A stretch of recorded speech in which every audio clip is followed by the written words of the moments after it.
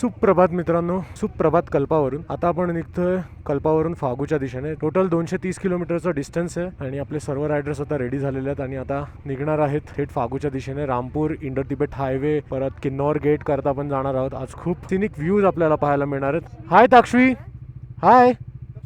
किती क्यूट आहे बघा ही. हाय. इकडची मुलं आहेत ना, खूप क्यूट असतात भाई. हाय हाय.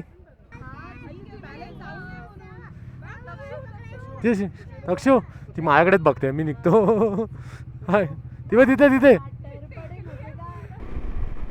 तर स्वागत आहे तुमचं मित्रांनो आपल्या मोटो व्लॉगिंग व्ह्यूमध्ये. आता आपण कल्पामधून निघालो आहोत फागूच्या दिशेने. कल्पा खूप सुंदर आहे, खूप फिरण्यासारखं सुद्धा आहे. फक्त तुम्ही कल्पा फिरण्याचा प्लॅन करत असाल ना, तर तुम्ही लवकर या ठिकाणी. काल आम्हाला थोडा उशीर झाला, त्यामुळे कल्पा एवढं बघायला मिळालं नाही. या ठिकाणी खूप सारी दुकानं आहेत, तुम्हाला शॉपिंग वगैरे करायची असेल तर शॉपिंग तुम्ही करू शकता. इकडचं जे वेदर आहे ना, बघा ना, पूर्ण एकदम क्लायमेट थंड झालं आहे. ढग एकदम खाली उतरलेत आणि खूपच सुंदर क्लायमेट झालं एकदम. बापरे, चिखल बघा किती आहे. बघा रस्त्याचं काम चालू आहे, पूर्ण ग्रॅव्हल्स आहे आणि पाऊस पडला त्याच्यामुळे पूर्ण चिखल झाला आहे रस्त्यावरती. कल्पामध्ये तुम्हाला पेट्रोल पंपचे खूप सारे ऑप्शन मिळतील. आता इन बिटवीन मध्ये सुद्धा ऑप्शन आहेत. तर आपल्या गाडीमध्ये तर आता 4 गाड्या आहेत, म्हणून आता मध्ये कुठे भरायची तर गरज वाटत नाही मला. बघू तरी आता मध्ये पुढे कुठेतरी 50-60 किलोमीटरने जो पेट्रोल पंप लागेल ना, तर तिथे पेट्रोल भरून घेईन. पुढे आपल्या आर्मीचा ट्रक चालू आहे आणि आता हा आलाय शॉंगटॉंग ब्रिज. नाव बघा ना कसं आहे, शॉंगटॉंग ब्रिज. खाली खूप मोठी नदी आहे. हे बघा ना, हे राईट आणि लेफ्ट साईडला बघा ना कसे हे यांचे इकडचे फ्लॅग्स लावलेत लडाख स्पितीचे. त्याच्यावर मंत्र लिहिले असतात. गेल्या वेळी लडाखला मी घेतलेला आणि बाईकला लावलेला, पण यावेळी लावला नाही कारण या इथे लावला ना की हा कारप्लेवर तो फ्लॅग येतो, मग मला कारप्लेमधला मॅप दिसत नाही, त्याच्यामुळे मी यावेळी स्पितीला तो फ्लॅग नाही लावला. पाठी पेट्रोल भरून घेतलं, बोललो पुढे रिस्क नको, असेल की नाही मिळेल की नाही माहीत नाही, म्हणून फुलच करून टाकली टाकी. तुम्ही पण जर स्पिती राईड करत असाल ना, तर जिथे तुम्हाला असं वाटेल की पेट्रोल पंप मिळतंय, थोडं तरी 2-3 लिटर जरी खाली झालं असेल ना, भरून टाका. जास्त स्ट्रेच वगैरे करू नका, कारण मध्ये कुठे पेट्रोल पंप आहेत की नाही हे एवढं आपल्याला माहिती नाही. मध्ये इथे कुठे जर बंद पडली गाडी तुमची तर मग खूप प्रॉब्लेम येऊ शकतो तुम्हाला. मला वाटलेलं पाऊस पडेल, पण पाऊस तर काय पडला नाही. पण क्लायमेट मस्त आहे, एकदम प्लेझंट क्लायमेट आहे, त्यामुळे ना खूप मजा येते राईड करायला. आणि आता फागू इथून आहे 173 किलोमीटर. मन तळ्यात मळ्यात जाईच्या गळ्यात, मन नाजूकशी मोती माळ, मन नाजूकशी मोती माळ, तुझ्या नाजूकशा गळ्यात, मन तळ्यात मळ्यात जाईच्या गळ्यात. पावसाने थोडा जोर घेतला आहे, पाऊस पडतो तर आहे, शिंपडतोय शिंपडतोय. तर मित्रांनो, हा आहे वर्ल्ड्स मोस्ट डेंजरस रोड. आता हा डेंजरस तर मला कुठल्या अँगलने वाटत नाही, पण जर ड्रोन शॉट जर तुम्ही पाहिलात ना, तर ड्रोन शॉट वरून हा खूप डेंजरस वाटतो, कारण बाजूला खोल अशी दरी लागते, त्यामुळे तो दिसायला खूप एकदम थ्रिलिंग दिसतो. पण बघायला गेलात ना तर खूप सेफ आहे हा. फक्त ह्याला नाव पडलं आहे world's most dangerous road, Indo Tibet highway. आणि ह्याची जी मेकिंग आहे ना, ती एकदम अशी हाफ टनलिंगमध्ये बनवली आहे. बघू शकताय बघा कशी आहे बघा ही, म्हणजे असं दगड कोरून आहे ना ती बनवली आहे. खरंच म्हणजे बोलतात ना, तंत्रज्ञानाचा आविष्कार आहे हा रोड. हे बघा, पाऊस जरा पण लागत नाही, ह्याला बोलतात हाफ टनलिंग. खूप सुंदर रोड आहे, खूप सिनिक रोड आहे. आणि ह्या रोडवर ना गाडी चालवायला जी मजा येते ना, जबरदस्त. आता तुम्हाला पण खूप चांगला व्ह्यू येत असेल, आय होप. हे बघा, मला तर अशा रोडवरती गाडी चालवायला भीती खूप वाटते. भीती कसली वाटते, खोल दरीची नाही, यायला हे वरून दगड बिगड पडायचे. हे बघा ना कसे आहेत बघा ना वरती, त्याचा मला एक फोबिया आहे. म्हणून मी आता जास्त वेळ तिथे थांबलो नाही, पटापट ड्रोन शॉट घेतले आणि बोललो चला निघूया इथून. पूर्ण डोंगर आपल्या डोक्यावर आहे बघा.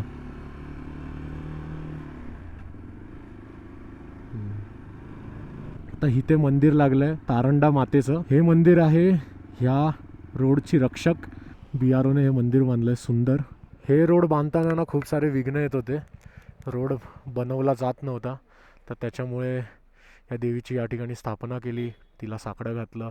त्यानंतर मग हा रोड एकदम इझिली बनला, काही विघ्न होते ते निघून गेले. म्हणून BROने या ठिकाणी या मंदिराची स्थापना केली आणि ह्या देवीचं नाव हे तारंडा ठेवलं. खूप मेहनत घेतली या राईडसाठी. सगळ्यांना सुखरूप घरी पोचव, सगळ्यांचा सांभाळ कर, सगळ्यांचं रक्षण कर, सुखात आनंदात सगळ्यांना ऐश्वर्यात ठेव माते, सुखरूप घरी पोचव.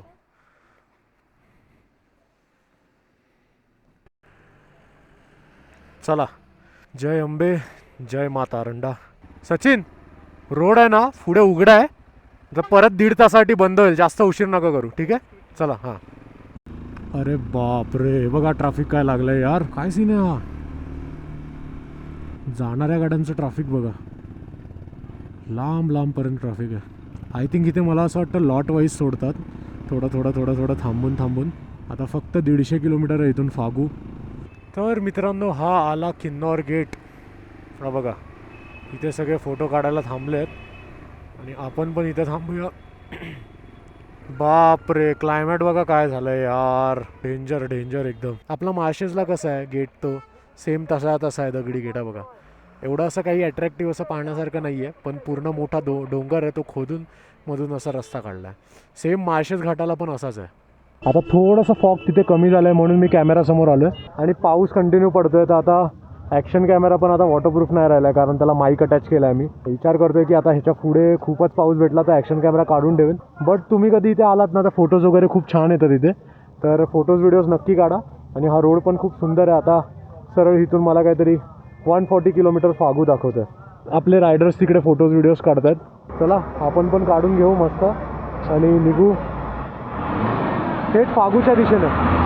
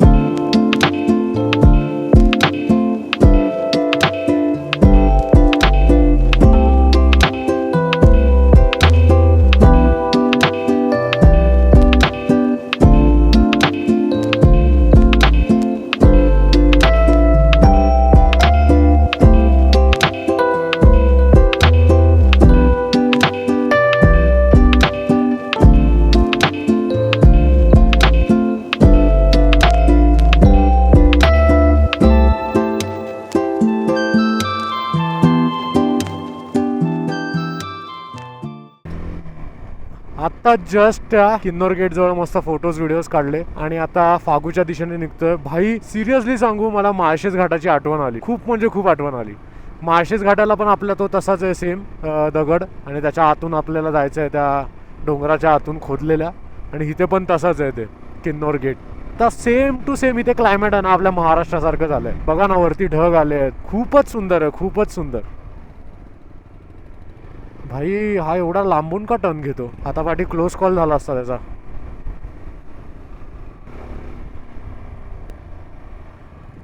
बघा कसला टर्न होता. शिमला इथून 150 किलोमीटर मला दाखवत आहे आणि इकडे घरं बघा कशी बांधली. आता रामपूर इथून 23 किलोमीटर दाखवत आहे. जय श्रीराम. पाठी रामाचं मंदिर होतं, प्रभू श्रीरामांचं. आणि आता इथे एक लागलं आहे गाव कुठलं तरी, खूप सुंदर गाव आहे बघा. आणि हे आपले मार्शल मोहित आणि सोमेश भाई. रामपूर इथून आहे 23 किलोमीटर, शिमला आहे इथून 153, अंबाला आहे 298. चला, इथून कोण चुकू नये म्हणून आपण इथे उभे आहोत, कारण 2 रस्ते फुटलेत, एक जातोय वर, एक जातोय खाली. आले की नाही. ठेका शराब, अंग्रेजी व थंडी बियर, ठेका बोलतात इकडे. ठेका घेतलाय काय मी तुझा, आम्ही असं बोलतो मराठीत. आणि हे लोक ठेकाला इथे दारूचं शॉप बोलतात. आता आपण चालवतोय हंटर, तनुजाची हंटर. एकदम अशावरून असं आल्यासारखं वाटतं, एकदम खाली. चांगली आहे यार गाडी, पण थोडं हँडल खाली आहे बस, बाकी काय नाही. बाकी मस्त आहे गाडी. असं इथून डायरेक्ट असं आल्यासारखं वाटतंय. जो तेरे संग काटी राते बीते जो सारे लम्हे तूने जो मिट्टी छुई. व्हिडिओ काढते. तो मुझको भूल गए. गाणं वाजतं इंटरकॉम मध्ये, माफ करा म्हणून असं बडबडतोय. Thank you Tanuja for video. Smooth आहे यार इंजिन हिचं पण. वाव यार, काय सिटी आहे यार ही. बघा ना, घरं बघा. ॲक्च्युली ही गाडी आहे ना शॉर्ट हाईटवाल्यांसाठी आहे ना परफेक्ट आहे एकदम, कारण हिचा ग्राउंड क्लिअरन्स थोडा छोटा आहे बट पाय एकदम इझिली, म्हणजे 5 फुटाचा माणूससुद्धा एकदम इझिली ही गाडी चालवेल. पण माझी एच डी नाही भाई, एच डीला प्रॉपर तुम्हाला 6 फुटाचा माणूस पाहिजे किंवा 5.8 किंवा 5.9 पाहिजे, तर तुम्ही प्रॉपर ती गाडी कंट्रोल करू शकता. नाही तर सीसॉ खेळाल त्या गाडीवर तुम्ही. हे बघा समोर चालते, कसली चिखलाने माखली आहे बघा. मी परत एकदा बोलतो आहे, Spiti valley is not for beginners. कृपया स्पिती व्हॅलीला एकदम हलक्यात घेऊ नका आणि एकदम नॉर्मल राईड आहे अशी समजून येऊ नका. खूप प्रिपरेशन करून या, proper gears, proper shoes, proper bike service, सगळं जेवढं जमतं आहे तेवढं सगळं काही करून या. कारण आता तर आम्ही खाली उतरत चाललो आहे त्याच्यामुळे चांगले रस्ते लागलेत. पण भाई ह्याच्या आधीचे पार्ट जर तुम्ही पाहिला नसाल ना तर ते पाहून घ्या, म्हणजे तुम्हाला समजेल की किती खडतर प्रवास होता 5 दिवसाचा आमचा. आता कुठेतरी थोडे चांगले रस्ते आम्हाला लागलेत. ओ हो हो हो, बोल बजरंग बली की जय. वाह, जय हनुमान दादा, हनुमान की जय. बोलो पवन पुत्र हनुमान की जय. मस्त. चला काल मस्त होती ना. आता थांबणार नाही कारण एकदम रोड टचच होती ती. फोटोज वगैरे काढायला परत शूज वगैरे काढावे लागले असते. अंजनीच्या सुता तुला रामाचं वरदान, एक मुखान बोला बोला जय जय हनुमान. तर मित्रांनो मस्तपैकी इथे देवधारा हॉटेलमध्ये आता जेवलो. एवढी भूक लागलेली ना की कॅमेरासमोर यायची पण इच्छा नव्हती. आणि इकडचा व्ह्यू बघा जबरदस्त. टॅरेसवर मस्त जेवायला बसलेलो. इकडे बुफे सिस्टम होती, मस्त जेवण होतं. बट आता फक्त एक दिवस राहिला राईड संपायला. उद्या आपण चंडीगडच्या दिशेने निघणार आहे आणि चंडीगडला आपली ही राईड संपणार आहे. तर चला ह्या राईडचं हा पार्ट सेकंड लास्ट पार्ट होता आपल्या स्पिती राईडचा.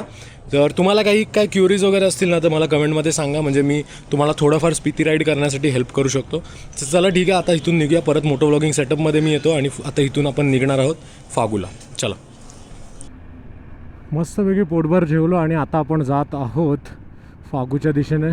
आणि फागू इथून मला 90 किलोमीटर दाखवत आहे, 2.5 तास दाखवत आहेत पोचायला. आय होप की त्याच्यावरती वेळ नाही होणार, कारण आता ऑलमोस्ट आता 4:15 वाजलेत आणि 7 वाजेपर्यंत 7:30 वाजेपर्यंत काळोख होईल.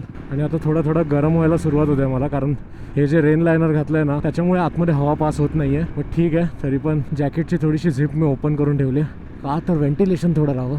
जसं जसं आता आपण अल्टिट्यूडमधून खाली उतरत जातो आहे ना तशी तशी थंडीसुद्धा कमी होत जाईल. चंद्रतालला तर खूपच जास्त थंडी होती.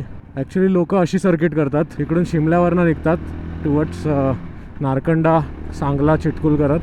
बट आम्ही उलटं निघालो, मनालीवरून डायरेक्ट चंद्रताल गेलो. काही रंजन मॅम बसल्यात बघा कशा, लिटरली मार्शल त्यांना हवेत उडवतोय. बाकीचे रायडर आता आपल्यासोबत फागूला कंटिन्यू करत आहेत. जसं जसं ॲल्टिट्यूड आपण खाली उतरतोय तसं जसं ऑक्सिजनची लेवल खूप वाढत चाललेली आहे, त्यामुळे गाडीसुद्धा चांगला पिकअप देते. वरती थोडी गाडी स्ट्रगल करत होती बिकॉज ऑक्सिजन थोडं कमी होतं. फागूच्या दिशेने जाणारा हा घाट आहे ना, इतका सुंदर घाट आहे ना, लिटरली मला महाबळेश्वरची आता आठवण आली आहे. आणि आता मला इथून फागू 67 दाखवतं आहे, म्हणजे जो आजचा आमचा स्टे आहे ना ते लोकेशन. बर्फाच्या डोंगरातून आता जंगलात आल्यासारखा फील येतोय मला. अरे बापरे, काय घनदाट जंगल आहे बघा. रात्रीचं ट्रॅव्हल करणं किती रिस्की आहे. इथून कोणता पण प्राणी अचानक मध्ये येईल या जंगलात. काय जंगल आहे बाबा, हिमाचल प्रदेशमधलं. तर मित्रांनो आता आपण पोचलोय नारकंडाला. आणि अंबाला इथून आहे 209 किलोमीटर, शिमला इथून आहे 64 किलोमीटर आणि ठियोग इथून आहे 33 किलोमीटर. आणि फागू आपल्याला इथून 40 किलोमीटर दाखवत आहे. आणि हा आहे नारकंडाचा चौक. देवीचं कुठलं तरी मंदिर आहे, आय लव नारकंडा, हे बघा इथे लिहिलंय. नारकंडाचा जो पुढचा रस्ता आहे ना तो असा असा वर चढत जायचा आहे. जसं जसं मी फागूच्या दिशेने पुढे जातोय ना मला लिटरली ही अशी मोठी झाडं आहेत ना खूप लागली आहेत. आणि इतकी मोठी झाडं आहेत ना, म्हणजे ही फक्त आहे ना तुम्हाला ह्या रिजनमध्येच तुम्हाला पाहायला मिळतील. पण जसं आता वर चढत जातोय ना तसं टेम्परेचर आता कमी होत चाललं आहे. आणि मला असं वाटतं आहे की माझे हात फ्रीज होत आहेत. 5-6 डिग्री टेम्परेचर झाल्यासारखं मला फील होतं आता. ही आता तुम्ही सर्व ही जी झाडं बघतायत ना वरती सफेद जाळीने ही जी ढाकलेली, ही सर्व सफरचंदाची झाडं आहेत. पूर्णपणे झाडं सफरचंदाची आहे. ती कशी झाकून ठेवली आहेत बघा, काय मस्त वाटतं ना पाहायला. सप्टेंबरच्या सीझनला सफरचंद येतात त्यावर, अजून आहेत 3 महिन्यात. जसं आपल्या कोकणात कसा आंब्याचा सीझन येतो मार्च एप्रिल मेला, तसं इथे असतो सप्टेंबर, जुलै ऑगस्ट सप्टेंबर.